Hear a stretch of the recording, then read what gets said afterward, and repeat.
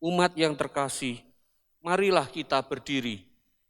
Kristus adalah Sang Juru Selamat yang mengorbankan dirinya untuk menebus kita semua. Marilah kita memuji namanya untuk memulai ibadah Minggu Prapaskah kedua.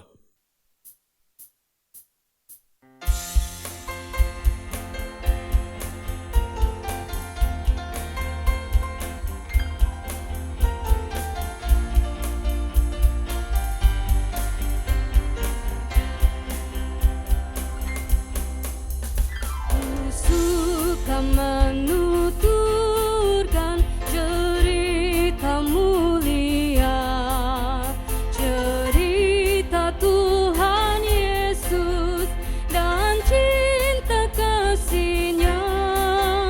Ku suka menuturkan cerita yang benar, pengawar hati rindu, pelipur terbesar. Ku suka menuturkan, ku suka memasyurkan cerita Tuhan Yesus dan cinta kasih-Nya.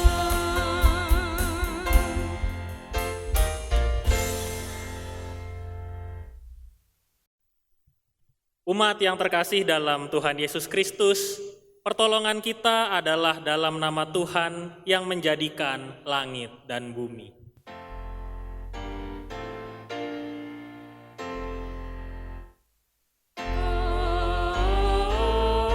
Amin, amin, amin.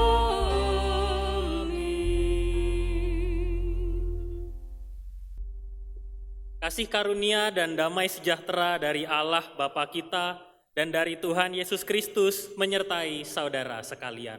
Dan menyertai saudara juga. Silahkan duduk.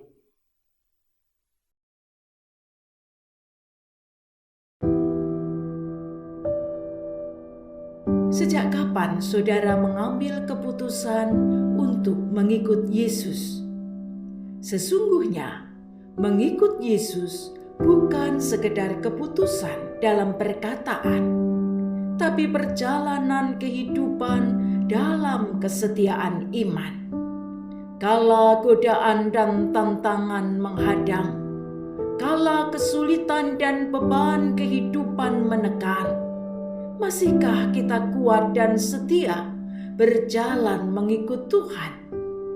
Ingatlah, 1 Korintus 15 ayat 58 menyatakan, "Karena itu saudara-saudaraku yang kekasih, berdirilah teguh, jangan goyah, dan giatlah selalu dalam pekerjaan Tuhan. Sebab kamu tahu bahwa dalam persekutuan dengan Tuhan, jerih payahmu tidak sia-sia." Dalam berbagai kondisi kehidupan, nyalakan semangat iman untuk menghidupi keputusan mengikut Yesus, Tuhan dan sahabat kehidupan.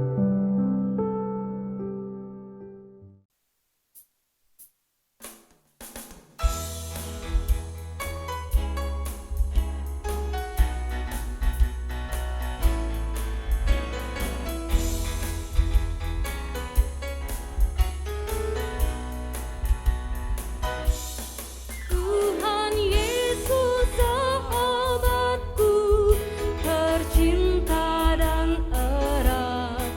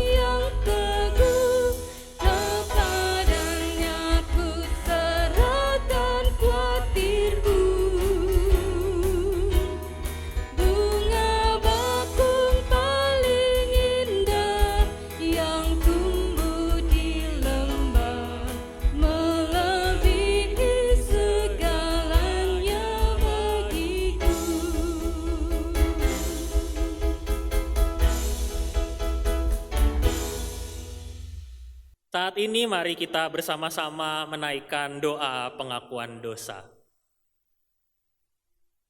Ya Tuhan yang penuh kasih, kami menyadari bahwa hidup kami sebagai pengikut-Mu penuh berbagai cobaan, godaan, dan tantangan.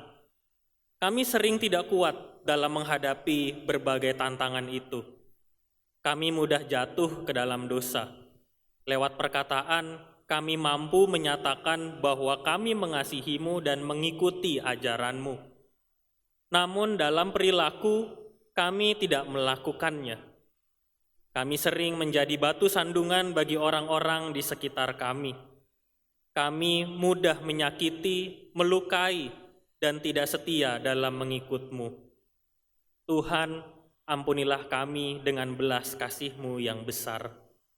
Ajarlah kami agar kami semakin kuat dan sungguh-sungguh mengikut Engkau dalam seluruh aspek kehidupan kami. Amin.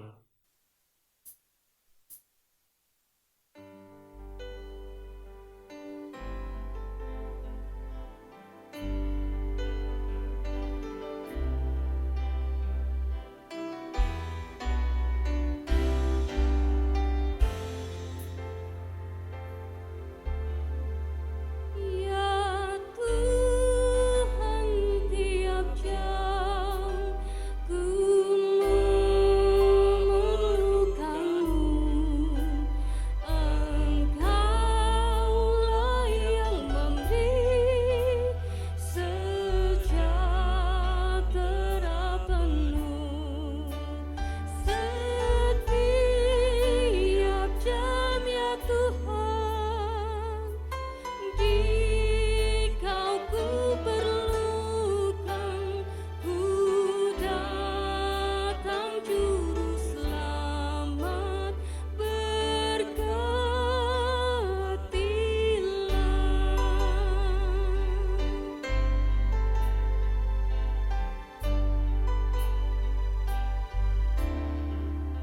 Ya Tuhan, tiap jam di suka dukaku, jikalau Tuhan jauh, percuma hidupku. Setiap jam ya Tuhan, Dikau ku perlukan, ku datang juru selamat, berkatilah.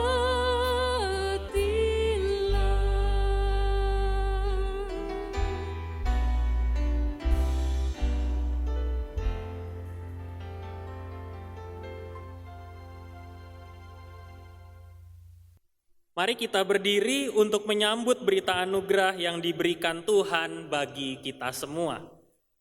1 Tesalonika 5 ayat 16-18 menyatakan kepada kita, bersukacitalah senantiasa, tetaplah berdoa, mengucap syukurlah dalam segala hal, sebab itulah yang dikehendaki Allah di dalam Kristus Yesus bagi kamu. Demikianlah berita anugerah dari Tuhan. Syukur pada Allah.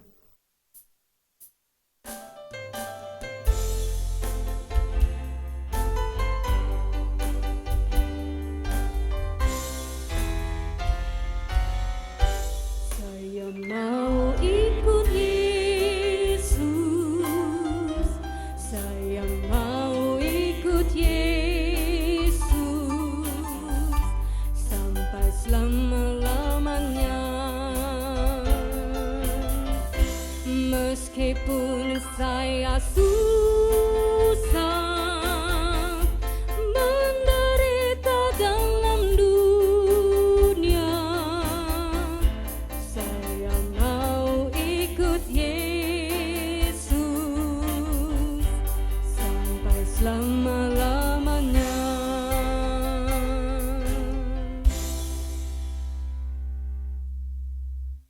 Silakan duduk dan marilah kita bersama-sama berdoa untuk pelayanan firman. Mari kita berdoa. Hari ini kami akan disegarkan oleh Tuhan lewat firman-Mu dalam hidup kami, khususnya tentang kehidupan dan kesetiaan kami dalam mengikuti-Mu sehari-hari. Hadirkanlah hikmat agar kami dapat memahami setiap firman yang Engkau beri. Pimpinlah kami melalui Roh Kudus agar kami semakin mampu menjalankan hidup sebagai pengikut-Mu yang setia. Di dalam nama Tuhan Yesus Kristus, kami siap mendengar. Amin. Umat yang terkasih, bacaan diambil dari Injil Yesus Kristus menurut Markus pasal 8 ayat 31 sampai 38. Markus pasal 8 ayat 31 sampai 38 berbunyi demikian. Kemudian mulailah Yesus mengajarkan kepada mereka bahwa Anak Manusia harus menanggung banyak penderitaan dan ditolak oleh tua-tua, imam-imam kepala dan ahli-ahli Taurat, lalu dibunuh dan bangkit sesudah 3 hari. Hal ini dikatakannya dengan terus terang, tetapi Petrus menarik Yesus ke samping dan menegur dia. Maka berpalinglah Yesus dan sambil memandang murid-muridnya, ia memarahi Petrus, katanya, "Enyahlah iblis, sebab engkau bukan memikirkan apa yang dipikirkan Allah, melainkan apa yang dipikirkan manusia." Lalu Yesus memanggil orang banyak dan murid-muridnya dan berkata kepada mereka, "Setiap orang yang mau mengikut aku, ia harus menyangkal dirinya, memikul salibnya, dan mengikut aku. Karena siapa yang mau menyelamatkan nyawanya, ia akan kehilangan nyawanya. Tetapi barang siapa kehilangan nyawanya karena aku dan karena Injil, ia akan menyelamatkannya. Apa gunanya seorang memperoleh seluruh dunia, tetapi ia kehilangan nyawanya? Karena apakah yang dapat diberikannya sebagai ganti nyawanya? Sebab barang siapa malu karena aku dan karena perkataanku di tengah-tengah angkatan yang tidak setia dan berdosa ini, Anak Manusia pun akan malu karena orang itu apabila ia datang kelak dalam kemuliaan Bapanya diiringi malaikat-malaikat kudus." Demikianlah Injil Yesus Kristus. Yang berbahagia adalah mereka yang mendengarkan, merenungkan, dan melakukannya dalam kehidupan sehari-hari. Hosiana.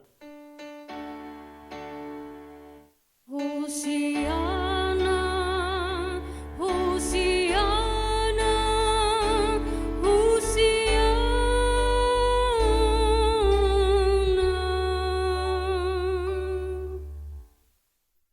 Saudara yang terkasih dalam Tuhan Yesus Kristus, jadi ceritanya begini.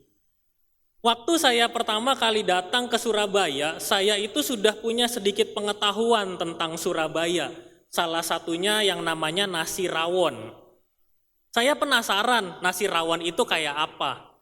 Saya nggak tahu di mana tempat makan atau warung makan nasi rawon yang enak.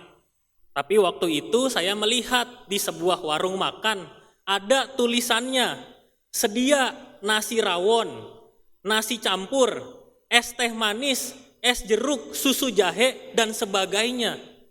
Karena saya penasaran dengan apa yang namanya nasi rawon itu, maka saya masuk ke warung makan itu dan saya bertanya kepada mbak yang menjaga warung itu.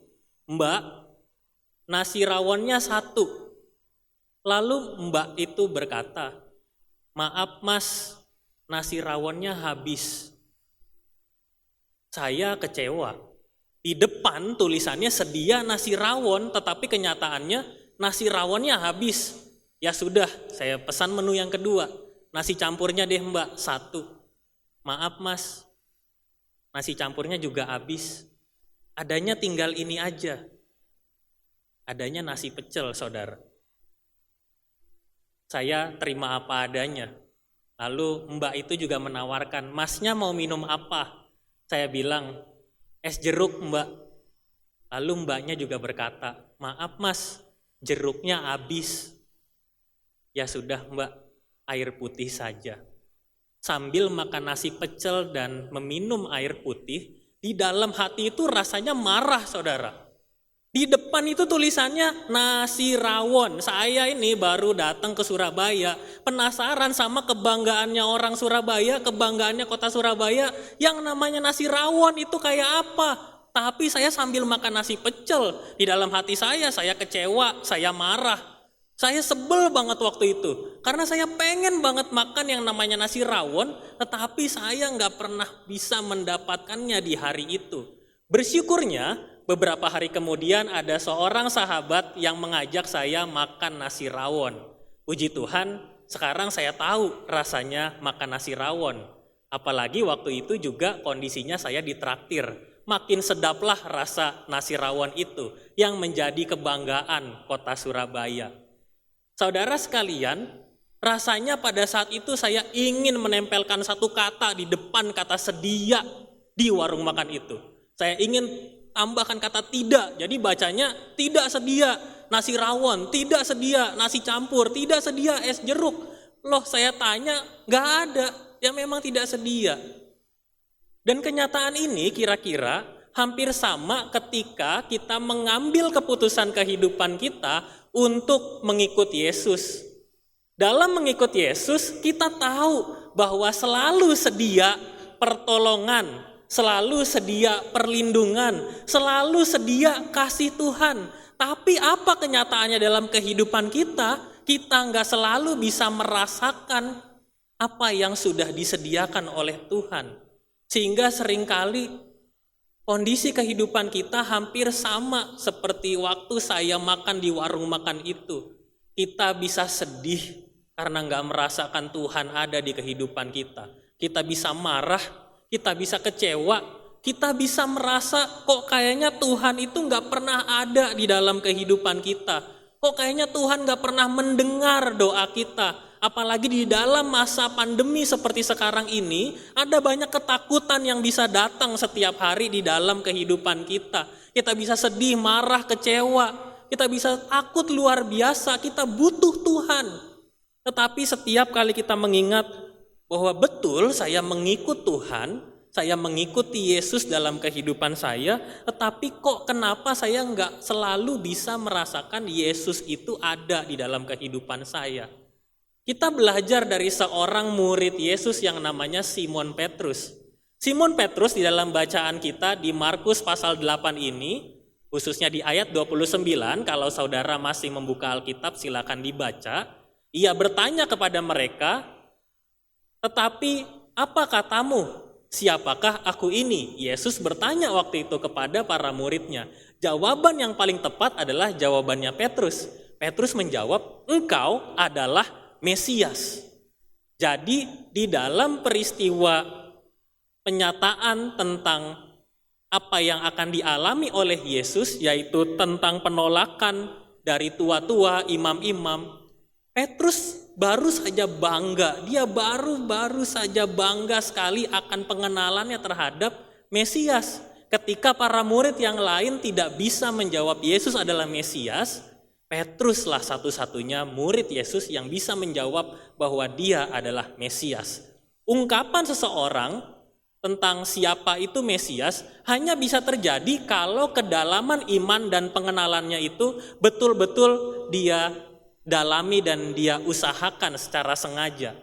Maka dari itu, konsep Mesias bagi orang Yahudi pada saat itu, Mesias itu pasti akan hadir untuk menjadi penolong hidup manusia, mengubah hidup yang sulit menjadi hidup yang enak dan nyaman, lepas dari berbagai masalah. Jadi waktu itu Petrus lagi merasa senang sekali, bangga ada di sekitar Yesus. Dia menjadi murid Yesus karena dia tahu bahwa Yesus adalah Mesias. Mesias yang mampu mengubah hidup banyak orang, mengubah hidupnya Petrus juga untuk menjadi lebih enak, untuk hidup jadi lebih nyaman. Dan bukankah begitu juga yang biasanya kita rasakan waktu kita pertama kali mengikut Yesus? Mungkin Bapak Ibu, saudara-saudari masih mengingat bagaimana dulu waktu kita mengalami baptisan anak, kita dibaptis atau baptis dewasa juga, pasti menjadi momen yang selalu kita ingat. Kita merasa bahwa hidup kita ditolong oleh Yesus. Petrus waktu itu juga merasakan itu. Tetapi ketika Yesus menyampaikan apa yang terjadi pada dirinya, Markus 8 ayat 31, ia harus menanggung banyak penderitaan, ditolak oleh tua-tua, imam-imam kepala, dan ahli-ahli Taurat, lalu dibunuh dan bangkit sesudah hari ketiga. Petrus mengalami tabrakan pemahaman. Itu kenapa Petrus segera menarik Yesus, menegur Yesus, tapi langsung dimarahi oleh Yesus. Karena Yesus ingin mengajarkan kepada Petrus bahwa hidup untuk mengikut Yesus itu bukanlah hidup yang semerta-merta langsung berubah menjadi enak, hidup yang jadi nyaman. Betul saudara, kita bisa merasakan sesuatu yang enak dan nyaman di dalam hati kita kalau kita percaya kepada Yesus. Tetapi kita bukan hanya menikmatinya, tetapi kita harus juga mengusahakannya. Yang pertama, Yesus menegur Petrus dengan mengatakan, sebab engkau bukan memikirkan apa yang dipikirkan Allah, melainkan apa yang dipikirkan manusia. Pikiran Petrus mewakili pikiran kita semua. Ikut Yesus pasti enak, ikut Yesus pasti lepas dari masalah, ikut Yesus pasti nggak akan ada yang namanya kesulitan hidup. Tapi sekarang mari kita lihat kenyataan kehidupan kita. Di masa Prapaskah minggu kedua ini, Yesus ingin kita serius mengikutnya. Mengikut Yesus akan membuat kehidupan kita berubah pelan-pelan. Itulah yang disebut dengan berproses. Tidak mudah memang, tetapi bisa dilakukan. Yang diperlukan adalah kesediaan dari diri kita penuh, utuh seluruhnya, supaya iman kita bisa berubah menjadi perbuatan yang nyata. Masa pandemi, kabar buruknya buat kita, belakangan ini kita hampir setahun ya, saudara-saudara, kita sulit beribadah. Kita harus beribadah secara online atau melalui tayangan. Tidak seperti biasa kalau kita datang ke gereja. Mungkin kita di rumah juga sulit memuji Tuhan karena nggak percaya diri untuk menyanyi, atau karena biasanya ada saudara-saudari di sebelah kanan kiri kita yang ikut bernyanyi bersama-sama, tapi kali ini kita harus menyanyi sendiri di rumah. Atau juga kita sulit merasakan kasih sayang Tuhan. Rasanya ikut ibadah, mau lihat tayangannya ibadah manapun, kok nggak ada perubahan juga ya dalam hidupku. Atau kita juga bisa di masa pandemi ini kehilangan orang-orang yang kita kasihi. Kita kehilangan pegangan hidup kita. Tetapi kabar baiknya, masa pandemi ini ternyata mengajarkan kita untuk serius tadi, mengikut Yesus sungguh-sungguh. Serius mengikut Yesus, jadi pribadi yang makin mandiri. Niat kita untuk beribadah, ini misalnya soal ibadah saudara. Niat kita harus jauh lebih besar dari biasanya. Kita harus mempersiapkan diri kita di rumah, kita harus betul-betul mengarahkan hati kita kepada Tuhan. Karena saya tahu kalau kita ibadah di rumah, gangguannya pasti ada aja. Tetapi kalau kita betul-betul jadi pribadi yang mau mengikut Yesus, kita pasti akan mengusahakannya. Kita jadi orang yang makin mandiri, terutama ketika kita punya waktu untuk bersama dengan Yesus dalam ibadah. Ada dukungan juga dari orang-orang di sekitar kita. Saudara, semua orang di masa kini sedang mengalami pergumulan yang sama. Kita semua sedang tertekan karena kondisi pandemi. Tidak lepas siapapun, orang paling terkenal, orang yang paling tidak terkenal, tetangga sebelah saudara, atau orang yang ada di ujung dunia sana. Kita semua sedang mengalami satu hal yang sama. Kita tertekan dengan kondisi pandemi ini. Tetapi di saat seperti inilah kita bisa merasakan dukungan dari mereka semua. Ada orang-orang yang selalu memberikan renungan singkat di grup obrolan aplikasi kita. Ada orang-orang yang membagikan tayangan-tayangan ibadah yang baik untuk bisa memperkuat hidup kita. Gereja tidak lagi bergantung pada lokasi gedungnya, tetapi Yesus justru benar-benar hadir buat hidup kita lewat orang-orang yang ada di sekitar kita. Lewat mereka yang ada di rumah, Yesus hadir secara nyata. Lewat orang-orang yang ada di tempat kerja kita, Yesus hadir secara nyata. Lewat tayangan ibadah yang saudara saksikan, Yesus juga hadir di dalamnya. Lewat mereka yang berusaha untuk memberikan pelayanan terbaik untuk kita semua, supaya kita bisa merenungkan setiap firman-Nya dengan baik, Yesus hadir lewat mereka semua. Maka itu untuk mengikut, namanya kita kan pengikut Yesus, kita itu harus berjalan. Nah, yang namanya berjalan itu harus mengambil langkah. Kaki kita ini harus kuat untuk melangkah supaya kita benar-benar bisa mengikut Yesus. Maka itu perkuatlah kaki iman kita. Markus 8 ayat 34 mengatakan kepada kita. Lalu Yesus memanggil orang banyak dan murid-muridnya dan berkata kepada mereka, setiap orang yang mau mengikut aku, ia harus menyangkal dirinya, memikul salibnya dan mengikut aku. Yesus memberikan tanda untuk kita semua, tanda yang mudah sekali untuk kita hafal bagaimana caranya untuk mengikut Yesus. Yang pertama, menyangkal diri, yang kedua memikul salib, dan yang ketiga, mengikut aku. Menyangkal diri itu berarti adalah sebuah kemampuan. Kemampuan untuk mengalahkan diri kita sendiri dari pikiran dan perbuatan yang tidak berkenan kepada Tuhan. Mari kita tengok sekalian ya kehidupan kita belakangan ini. Ada banyak hal yang mungkin kita lakukan dan tidak berkenan di hadapan Tuhan. Kita cemas, kita takut, kita bisa mengambil banyak tindakan yang tidak berkenan kepada Tuhan. Kita merasa kesepian, kita cari pelarian.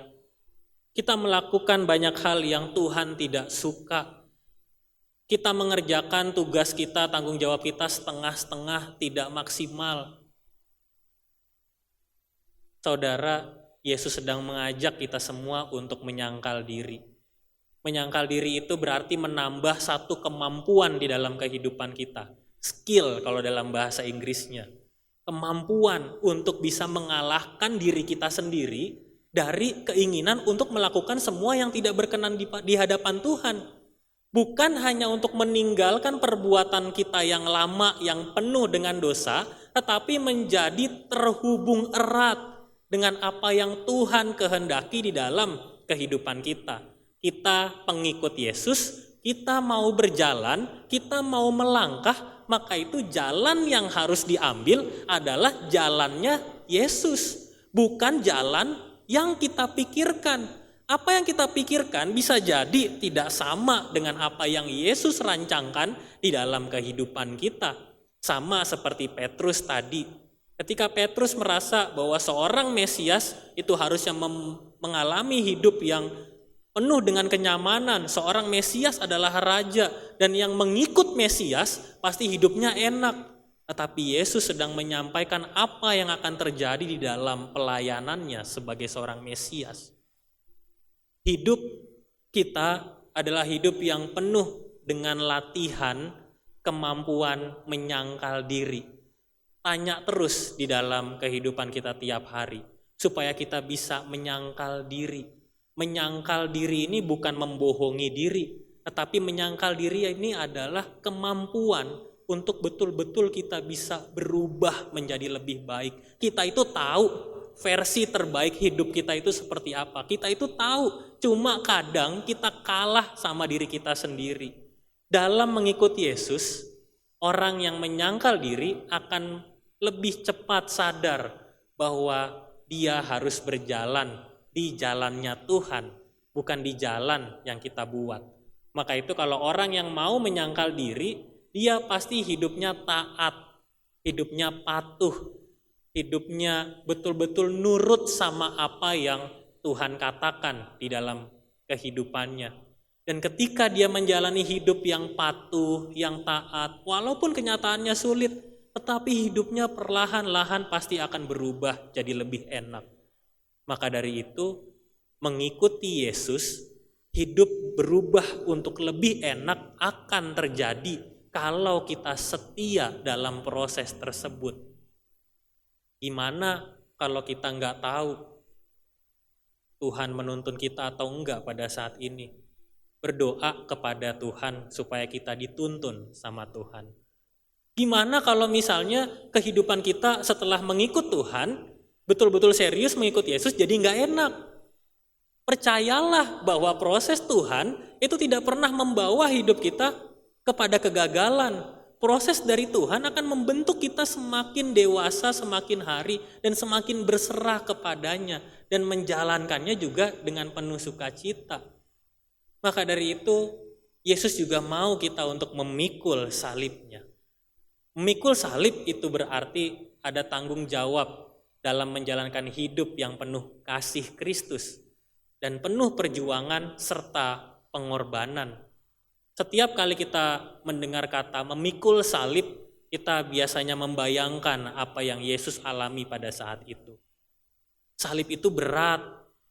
Salib itu tidak mungkin ditopang oleh badan saya yang kecil.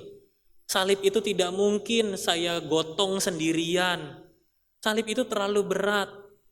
Tetapi saudara, Yesus sedang mengajarkan kepada kita, jangan lihat beratnya salib itu, tetapi lihat tanggung jawab, proses, dan perubahan yang akan kita alami kalau kita betul-betul mau memikul salib itu.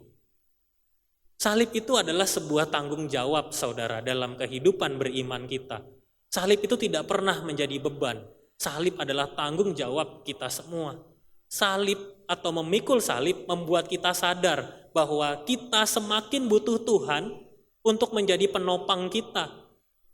Karena kita memikul salib, kita sadar bahwa kita nggak bisa menjalani hidup ini sendirian. Karena kita memikul salib, kita selalu butuh Tuhan. Dan kalau kita selalu butuh Tuhan, kita pasti akan selalu mencarinya.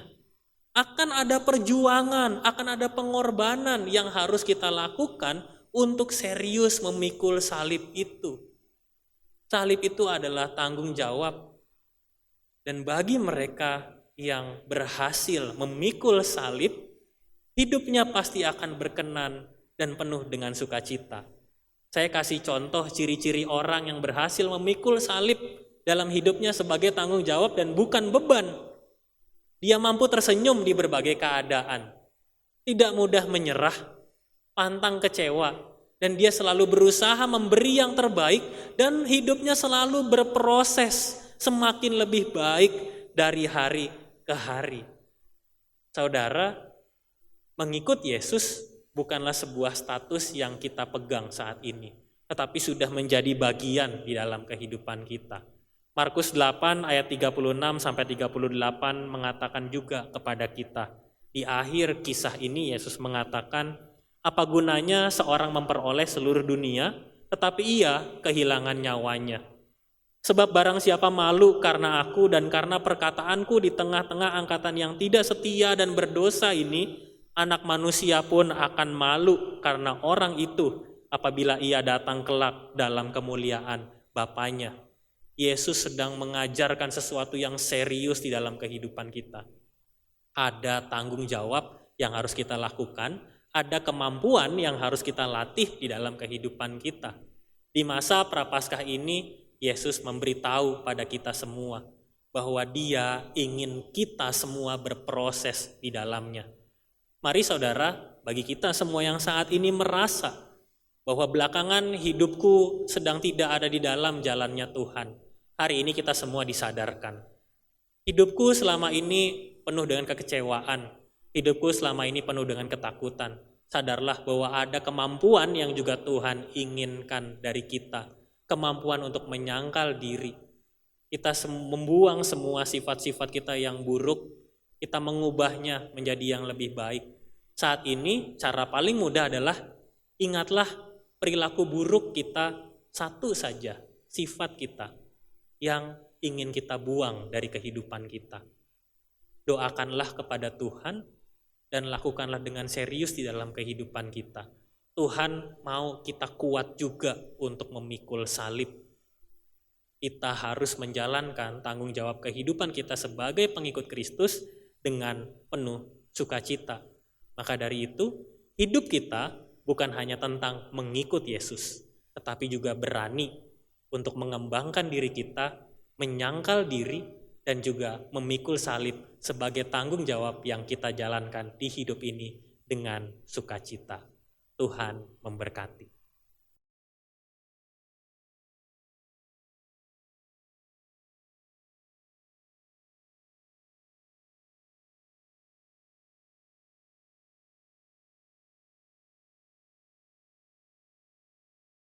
Marilah bersama-sama kita berdiri, dan dengan sikap berdiri yang sempurna, marilah bersama dengan umat Allah di masa lalu, masa kini, dan masa depan, marilah kita mengingat pengakuan iman pada baptisan kita, menurut pengakuan iman rasuli yang berbunyi demikian. Aku percaya kepada Allah, Bapa yang Maha Kuasa, Khalik langit dan bumi, dan kepada Yesus Kristus, Anaknya yang tunggal, Tuhan kita, yang dikandung dari Roh Kudus, lahir dari anak darah Maria, yang menderita sengsara di bawah pemerintahan Pontius Pilatus, disalibkan, mati dan dikuburkan, turun ke dalam kerajaan maut. Pada hari yang ketiga, bangkit pula dari antara orang mati, naik ke surga, duduk sebelah kanan Allah, Bapa yang Maha Kuasa. Dan dari sana Ia akan datang untuk menghakimi orang yang hidup dan yang mati. Aku percaya pada Roh Kudus, gereja yang kudus dan am, persekutuan orang kudus, pengampunan dosa, kebangkitan orang mati, dan hidup yang kekal. Amin. Jemaat silakan untuk duduk kembali. Mari kita bersama-sama menaikkan pokok-pokok doa syafaat. Mari kita berdoa. Tuhan yang penuh kasih, kami bersyukur bahwa Engkau menyediakan diri-Mu menjadi juru selamat bagi kami semua. Ajarkanlah kami untuk selalu setia mengikut-Mu kemanapun Engkau pergi. Ajarkanlah kami juga selalu bisa setia dalam menyangkal diri dan juga memikul salib. Tuhan, ajarkanlah kami agar kami bisa menjadi anak-anak-Mu yang semakin hari semakin serius menggumuli hidup kami di dalam Tuhan. Akan selalu ada godaan atau tantangan yang datang dari berbagai permasalahan kehidupan kami. Engkau menyertai setiap anggota keluarga kami, Engkau menyertai pekerjaan kami, Engkau menyertai pendidikan yang saat ini tengah kami tempuh, Engkau juga menyertai setiap pelayanan yang dilakukan oleh gereja-Mu. Engkau selalu juga menyertai setiap orang yang terus berkarya di tengah masa pandemi ini, khususnya mereka yang bekerja sebagai tenaga medis, mereka yang selalu berhadapan dengan pasien. Engkau juga memberikan kesehatan dan kekuatan kepada kami semua. Engkau juga menyertai setiap keluarga di mana jika ada di antara anggota keluarga mereka yang saat ini tengah membutuhkan perawatan, Engkau menyertai dan memberikan kesehatan serta kekuatan kepada mereka. Kami berdoa supaya kami semua agar dapat terus bersandar kepada Tuhan di dalam kehidupan kami. Kami mau serius mengambil langkah kehidupan kami untuk terus ada di dalam jalan Tuhan. Engkau selalu menyertai kami agar kami mampu berproses di dalam kehidupan ini. Tuhan, Kau juga menyertai setiap hal yang saat ini tengah kami rancang, semua hal yang tengah menjadi pergumulan kami, menjadi cita-cita kami, Engkau juga selalu menyertai kami semua. Buatlah kami semakin kuat dan tangguh menjalani kehidupan kami pada saat ini dan seterusnya. Ya Tuhan, inilah doa syafaat yang kami naikkan di dalam nama Tuhan Yesus Kristus yang mengajarkan kami berdoa. Bapa kami yang di sorga, dikuduskanlah nama-Mu, datanglah kerajaan-Mu, jadilah kehendak-Mu di bumi seperti di sorga. Berikanlah kami pada hari ini makanan kami yang secukupnya, dan ampunilah kami akan kesalahan kami, seperti kami juga mengampuni orang yang bersalah kepada kami. Dan janganlah membawa kami ke dalam pencobaan, tetapi lepaskanlah kami daripada yang jahat. Karena Engkaulah yang mempunyai kerajaan dan kuasa dan kemuliaan sampai selama-lamanya. Amin. Umat yang terkasih, ucapan syukur melalui persembahan akan kita berikan dengan mendasarkan pada firman-Nya dalam Mazmur 148 ayat 13. Biarlah semuanya memuji-muji Tuhan, sebab hanya nama-Nya saja yang tinggi luhur, keagungan-Nya mengatasi bumi dan langit. Persembahan dapat kita berikan dengan cara kesatu, transfer ke rekening yang tertulis di bawah ini. Kedua, pemindaian atau scan QR Code GKI Residen Sudirman. Yang ketiga, mengumpulkan di dalam amplop dan diserahkan ke kantor gereja pada jam kerja atau dimasukkan di kotak persembahan di gedung gereja atau bisa pula dipersembahkan di gereja pada saat kita bisa beribadah kembali di gedung gereja. Marilah bersama-sama kita memberi persembahan kepada Tuhan dengan diiringi NKB 213 ayat 1 dan 2. Kita sudah ditebus olehnya.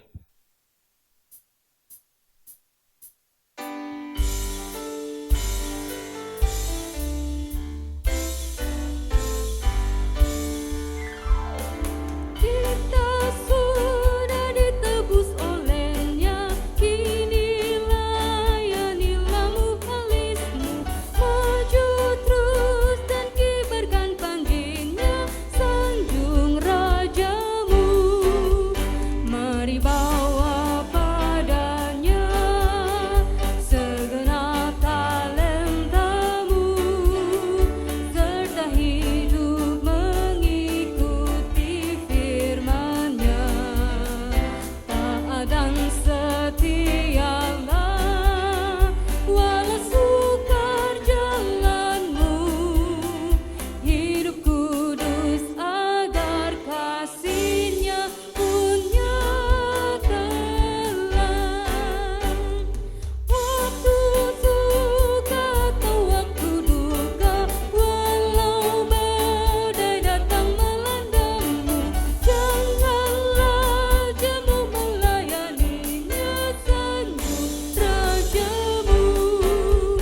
Mari bawa padanya segenap talentamu, serta hidup mengikuti firman-Nya. Taat dan setialah walau sukar jalanmu, hidup kudus agar kasih-Nya pun nyatalah.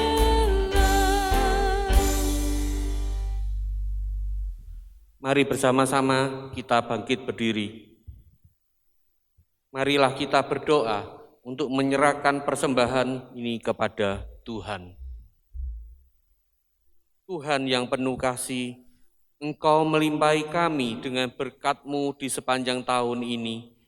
Engkau juga selalu hadir dalam berbagai situasi kehidupan yang kami alami.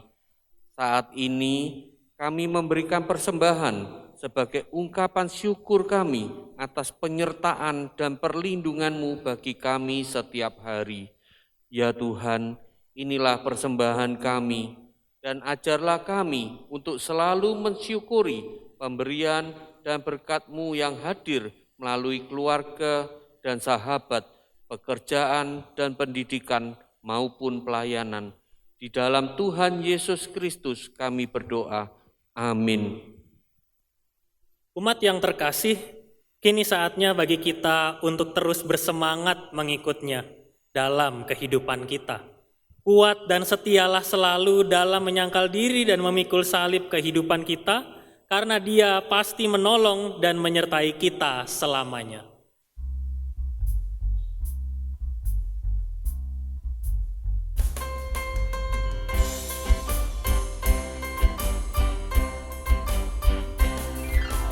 Tuhan tolonglah, bangunkan iman, pulihkanlah kasih yang remuk. Tuhan tolonglah, bangunkan iman,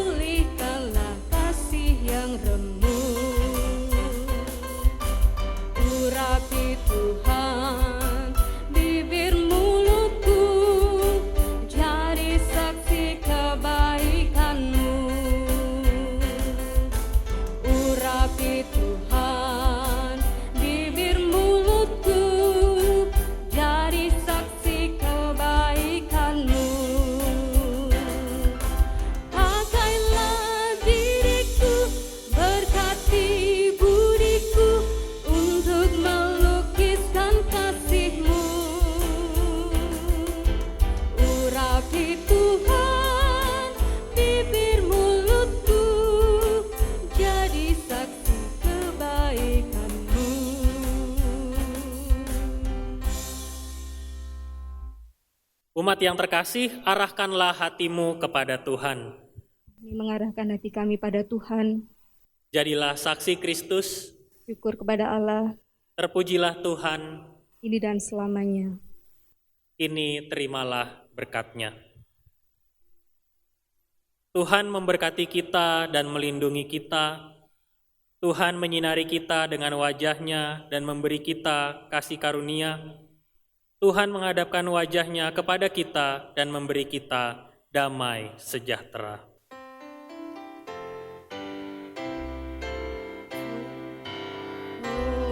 Hosiana, Hosiana, Hosiana, Hosiana, Hosiana, amin, amin, amin.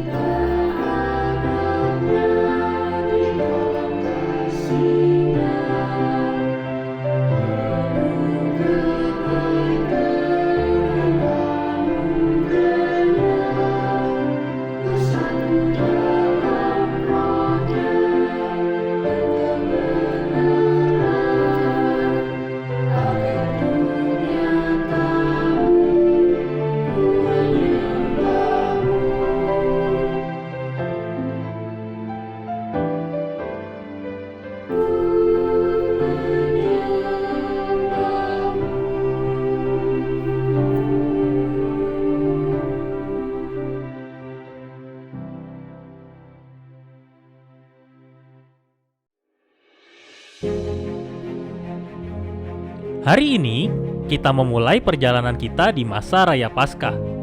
Kita mengaku dosa kita dan taat berkomitmen kepada Tuhan. Untuk menolong ketaatan komitmen kita, Panitia Paskah dan Pentakosta 2021 telah menyiapkan proyek ketaatan yang dapat menjadi panduan bagi kita untuk melakukan puasa, pantangan, atau penyangkalan diri. Dalam proyek ketaatan ini, kita akan belajar taat dalam komitmen kita untuk berbalik kepadanya, merenungkan pengorbanan dan penderitaannya, serta merasakan kasih-Nya yang hadir bagi kita semua. Melalui doa, nyanyian, firman, dan aksi nyata di tengah kehidupan kita. Proyek ketaatan dapat diakses melalui media komunikasi dan media sosial GKI Residen Sudirman. Mari kita semua berpartisipasi dalam proyek ketaatan ini. Selamat memasuki masa Prapaskah. Kiranya Tuhan Yesus Kristus menyertai kita semua.